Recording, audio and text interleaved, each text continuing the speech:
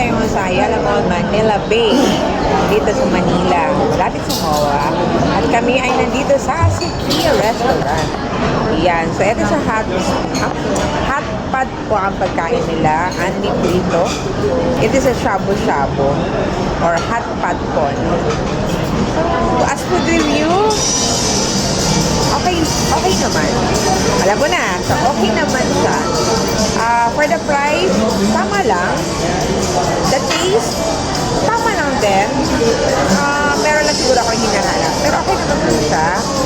Affordable.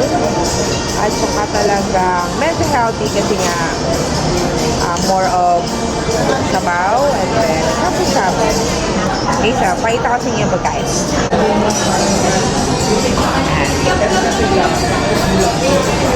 Pero syempre naubos siya.